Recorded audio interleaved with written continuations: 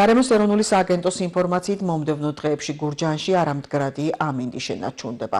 ღამით კვლავ მოსალოდნელია ყინვა, დღის საათებში კი ჰაერი უმნიშვნელოდ გათბება. სინოპტიკოსები ამინდის მკვეთრ გაუარესებას თვის ბოლოსთვის პროგნოზირებენ.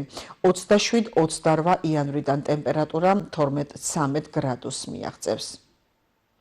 სოფლიო რუკები ჩანს სინოპტიკური რუკებიდან გააქტიურებულია რაღაცა აქტიკული ცივი ჰაერის მოქმედებები. აღმოსავლეთ ევროპის ჩრდილოეთიდან შემომავალი, რომელიც პორციებით ვრცელდება სამხრეთ რაიონებისაკენ. ეხლა შეიმჩნევა, რომ ეს ძირითადი ცივი ჰაერის მასები ამთავრებს მოქმედებას დღეს. ამიტომ ამ საღამოს 22 იანვრის ხამის საათებში მთელ საქართველოში, მათ შორის კახეთში, გურჯაანში მოსალოდნელია ტემპერატურის მკვეთრი დავარდნა ღამის საათებში. ყინვა გაძლიერდება, ძალიან მაღალი ყინვა შეიძლება აღინიშნოს, რაც ყოფილა ამ დღეების განმავლობაში.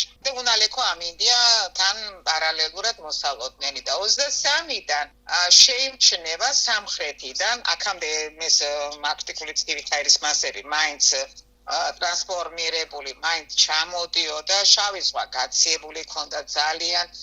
თურქეთის ტერიტორიები ჩვენი მიმდებარედ სასაზღვრო ტერიტორიები და ახლა შეიმჩნევა ჩვენი ქვეყნის სამხრეთ-დასავლეთიდან შედარებით თბილი ჰაერის მასების გააქტიურება.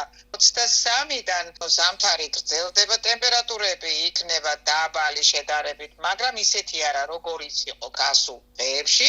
ეს სამხრეთიდან გადმოსული შედარებით თბილი ჰაერის მასები იმოქმედებს ჩვენს ამინდზე. ტემპერატურა თუ 22-ში იქნება ღამით ასეთი ყინვა, 23-დან მოსალოდნელია ამ ყინვების მკვეთრად შერბილება თვის ბოლომდე.